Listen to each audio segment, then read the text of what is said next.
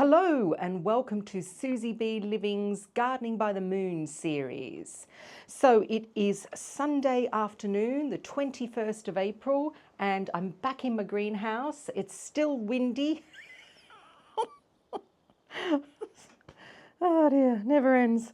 So I am going to give you my schedule of what I will be doing for the next 4 days because Thursday is the same as Wednesday. So we may as well cover that all at once.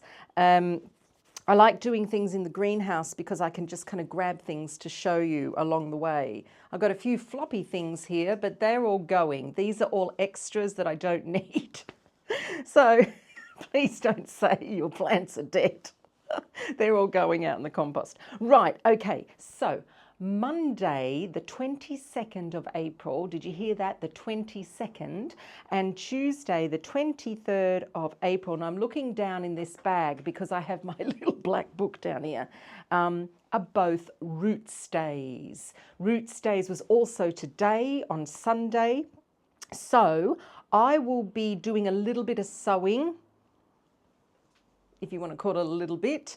The first thing I am going to sow are my main crop leeks. I didn't do them earlier in the month. I said I would and I didn't, but I am going to sow them. I do have leeks on the go actually in this greenhouse already, and I want to show you. Look at these are the root trainers that I made out of my toilet rolls. Look at that.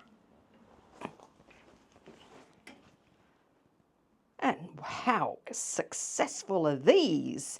Extremely successful. These leeks are going to be going out very, very soon, and they are called Hilari. They are a really good kind of summer leek. That's my first batch. My next batch of leeks are here. They're a little bit more weedy, these ones, but they should be fine. Let me just look. Yeah, they'll catch up with themselves, definitely. And these are called Porbella. These are really good. You can use these leeks as a main crop leek or also as a kind of late summer autumn leek. They're very good for that as well. But I want a few more for my main crop. And when I say main crop, these are the ones that are going to be harvested in August, autumn and winter. So I will be sowing some musselburgh. Musselburgh's a really good leek, just overall leek for autumn and winter and going into spring as well. Make fantastic leeks.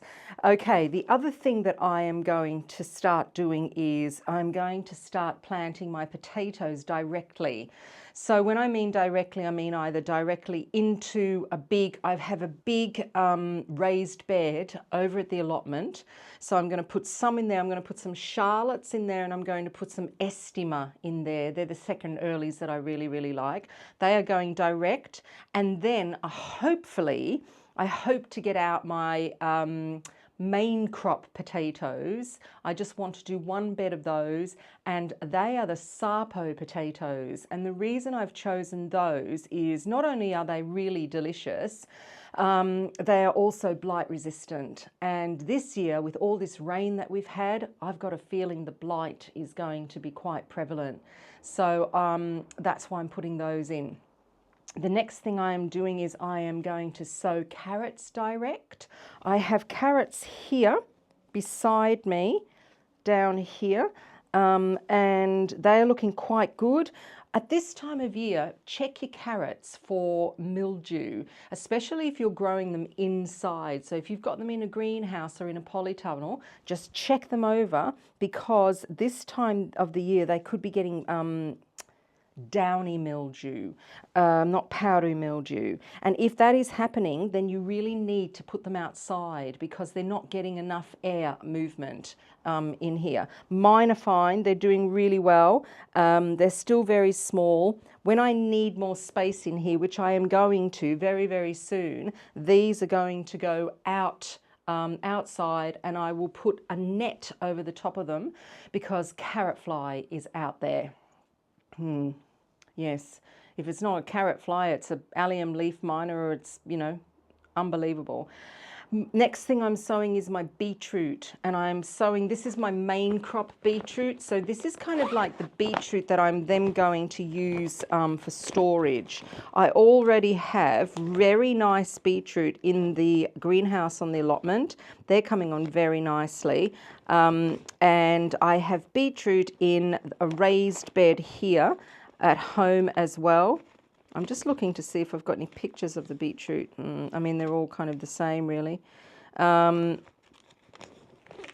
So for my main crop, I like to have a kind of different colours of beetroot. And so I grow different ones for colour and also for taste. I am going to do some more Pablo. Pablo is my favourite red beetroot. It works so well. It's a real stock standard beetroot for me. I always grow that. I will be doing some Detroit number 2. Again, just a red beetroot. They're very good as well. I will be doing some Burpees Golden. You could also do Boldor as a golden beetroot. We like golden beetroot, not for necessarily pickling, but it's really delicious when you roast it, and it's just delicious. And the other one I'm going to try, and I'm going to do some more white beetroot as well. And the other one that I am trying is one called Bettolo. It's an F1, Bettolo. It says it's superbly sweet due to its high level of sugar, great as baby beet or left to mature. I got these from Mr. Fothergill. So I'm giving those a go as well. And I'll just put in a few beetroots for my main crop, because they are yummy, yummy, yummy. I'm still eating beetroot from the store, actually, from storage. That's that. Okay, next, parsnips you could start as well. I think I'll put a few parsnips in. I don't do the germinating parsnips. I just do the very generous sprinkling of parsnips in the ground. And I don't really have a problem with them coming up, because it's what I do then with them. So when I do parsnips and carrots direct, I always make a drill. I water the drill, I put the seeds in, I then put just compost on top of the drill. I then give that a little bit of a water again, just very, very gently, and then I put fleece on top, and the fleece stays on top.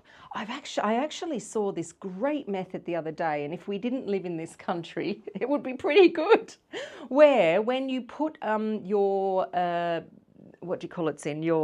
parsnips or your carrots, and you do the whole palaver that I've just said, you then put a board over the top. And what that does is it just keeps the moisture in. The only trouble in this country is it'll keep the slugs in.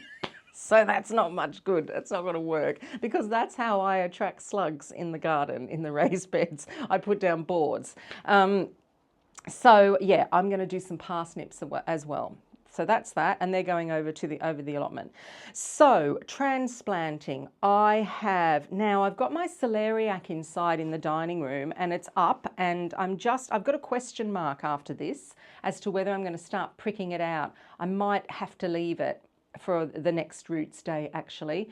But I do have some nice little ochres inside. I got these tiny, I went looking for ochre tubers. Now, if you don't know what ochre is, you're going to think that I'm crazy saying ochre all the time. But ochre is a little tuber that you eat instead of potatoes, and they have a very, very, very slight kind of lemony flavour to them. They are absolutely delicious, and I absolutely love them. I didn't do them last year, but I'm doing them this year. Anyhow, I went looking for ochre tubers. I couldn't find them anywhere because they were all either out of stock or just not in stock. And so I got them from Etsy. When they arrived, I thought, you're having a joke, aren't you? I think I paid £5 or something for these little tubers. They were tiny. They were as big as my little fingernail, absolutely tiny. And I thought, oh God, this is not going to work. So anyhow, I put them in very small pots, even smaller, you know, smaller than these 9 centimetre pots. And you wouldn't believe it, but they've all sprouted and they all look fantastic. So they need to be now potted on. Fancy that. There you go. So I'm going to do that. That's my ochre. The other thing is transplanting. I have my main crop onions here from seed. Yeah, here's a tray that need to go out. They're looking really good. These are the Red Baron here. Don't they look good? Now, okay, you're going to say, yeah, but hang on a second. Can't you get Red Baron, and I've got Stour on as well there, that can go out. Yes. Can't you get Red Baron sets? You know, aren't they just as good? Well, yes, you can. And aren't they just as good? I think no. Because what I find when I grow from sets, and I have red onions from sets on the allotment at the moment, and that is only because I'm out now of my store onions, and I thought if I put these sets in, they'll get away quickly and I'll have some fresh red onions. When you grow from sets, when you get an onion bulb and you put it into storage, I have found that they don't store as well as onions from seed. So they start sprouting early. They'll either go mushy as well. And I just think that when you grow onions from seeds, they store much better. And if you're going to grow a lot of onions that you want to store, then they are much better from seed. Now, saying that, growing onions from seed is quite tricky, especially if you want to put them in early, because the thing with onion, what I have learnt about onions is I always start my onions early in the year. So these Red Barons went in 30th of January, okay? And I multi-sowed them as well. So 30th of January, these went in. To get them to this kind of thick stage like this, you need, first of all, they need heat. Some kind of heat. Secondly, and most importantly, they need light. So when I had them inside in the dining room, they were looking okay. And actually these leeks here, the reason why these are so weedy, and I might actually put them on the top row, is because they were in the dining room. And the dining room, like I've said before, is a dark room. It's painted a dark colour, and it doesn't get the light that you get here in the greenhouse. When I brought everything out into the greenhouse, they start growing really, really well. So onions need a lot of light. I'll just put that there so that I trip over it and remember to put it up on the staging. So I am going to start putting out my main crop onions, definitely.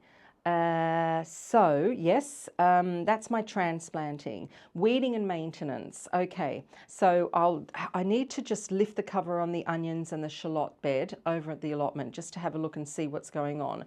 But looking through the mesh, everything looks quite good actually. I'm very happy with my shallots. I also have some Zebruna shallots here. And these were terrible. I nearly actually, oh, you can't see me. I nearly actually gave up on these Zebruna shallots because again, they were inside in the dining room looking really, really sad. And now look, they're starting to thicken up and come good, which is fantastic. Again, that only happened when I brought them out here in the greenhouse. Those shallots are going to go here at home in the kitchen garden. The Zebruna shallots are a little bit like Longor shallots. They're long and but they're much more tasty. I absolutely love them. They're not ready to go out yet. What else? Weeding and maintenance, shallots, beetroot. So the beetroot in the greenhouse is good. I see it regularly because I water it regularly. The beetroot here is good as well. So that's all looking really good. Radish. Now my first sort of radish that I transplanted out in the big veggie pod has gone to seed, and actually most of the stuff in the big veggie pod has gone to seed. A lot of it's Asian greens, which I don't really mind because I do like the kind of flower heads on Asian greens, But my radishes in the big veggie pod are now finishing and going to seed, the ones that didn't really end up round. And that's the thing, when you start off, when you start things really, really early, things will go to seed very fast, because that you start them in the depths of winter, you put them out, they sit there for ages and ages doing absolutely nothing. They get the tiniest bit of warm weather and woof, they just, you know, they just want to flower and go to seed.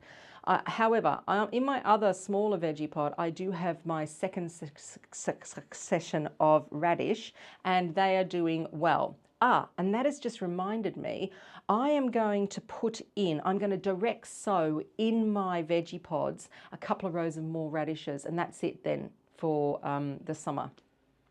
Summer? Spring, yeah, for the spring. I just want to see, because they'll come up so fast, and I'll just want to see what I get. So that's my radish. Leeks are still going in the garden. They're great. I went over to the allotment earlier to water, and one of the allotmenteers over there was saying, oh, my leeks are going bolting. And yeah, well, they're going to. If they've been in all winter, they're going to start bolting. So it definitely is worth picking them. I'll pick them now that Mr. N is going to be home. Carrots here, I've got those there. There's a patch in the tub behind you. I don't think it's snails. It just didn't germinate, the whole patch. So I'm going to have to re-sow that. So that's fine. And my garlic, I need to get in. Yesterday when I was picking my chard for my vlog video, I had a little bit of look at the garlic, but I need to really get in and open the covers. And the reason why the garlic is covered with mesh, and I have like a double thickness of mesh, is because of allium leaf miner. Now be careful, allium leaf miner has 2 life cycles. The first one is March and April. The second one is actually the worst, that's later on in the year. But I cover all my alliums now, except actually my spring onions. I don't really cover those because they're really quick. And yeah, I need to get in and have a look at that. Feeding, I was thinking of feeding these carrots, but they look so good. I think I might leave it actually and not feed them. I don't really need to feed anything else when it comes to roots. So that is Monday and Tuesday. Wednesday the 24th and Thursday the 25th of April are both flowers days. So I am going back to what I did on Monday the 15th of April for reference, because nothing has changed. So if you want to sow anything, you can sow directly now on the ground or in the ground your hardy annuals. So things like marigolds, poppies, cerinthe, nigella, anything like that, you can just throw the seeds out and just sow direct. Perennials, you can sow as well. Keep sowing those. Hollyhock, but not direct, in modules. Delphiniums, echinacea, all of that business. Oh, where are you going? Microphone. And so that's my kind of sowing that I'm not sowing any more edible flowers at the moment because I have 2 lots on the go. Transplanting, so that I am going to prick out. The last time I pricked out my calibres, this time I'm pricking out my graffiti cauliflowers, which are the purple ones. I've got them on the allotment. They look really good. They're not actually forming any flowers yet, which is fine. They're all on track, which I'm happy about. So I'm going to prick out my graffiti cauliflowers that I've got. I don't have many. The other transplanting I'm going to do is I've got sweet peas that need to go out. And I was talking to Mr. N about our structure and how we were going to grow them this year, because one part of the garden out the front that we grew them up like a tripod thing, I've now put a shrub in, so that's gone. So we have to kind of think about where can I put these sweet peas, but I will get those out because they need to go out.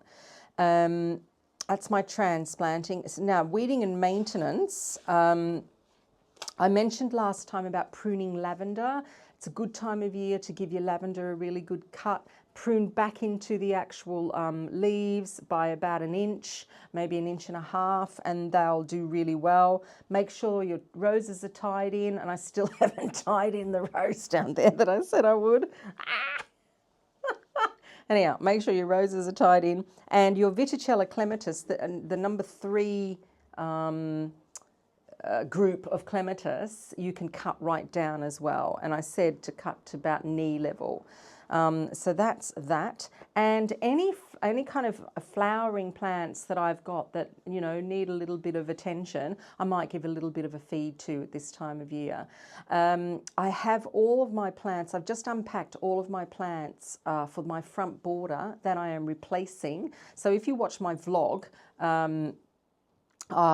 every week, you'll see I mentioned this week that I've got a front border that I lost some plants in last year, and over winter actually, and they've been replaced, and I am going to have to plant them out. So they look fabulous. They came from a nursery called Jackson's Nursery. I mentioned it in my vlog as well, and they look great. So that is it. That then takes us to Thursday, the 25th of April. And that is hopefully what I will be doing, but I won't be doing all of it because I am off this week. I'm here Monday. But then Tuesday and Wednesday I'm away. I've got a press media thing that I'm going to, and it'll be on my vlog, so you'll be able to see that. And I'm back then on Wednesday night. So I do have Thursday, yay, which is really good. Okay, so thank you for watching. Thank you for subscribing. If you haven't subscribed and you're watching for the first time and you're thinking, ooh, this moon phase thing is interesting, what is it? Then hit that subscribe button, because you will see me twice a week, well, more than twice a week if you watch the vlog as well. And I take you through my schedule of what I'm doing with my moon phase gardening. And also my schedule includes the sowing, the transplanting, the weeding and maintenance, and the feeding as well. So it just keeps everything under control. And there's a schedule, and you don't have to get overwhelmed by everything, because there's always a day that you can do something. There you go. So thanks again. I will see you next time. I'm Susie B from SusyBLiving, and have a good next few days. I hope the weather is nice, and I hope the sun shines on you. See you later. Bye.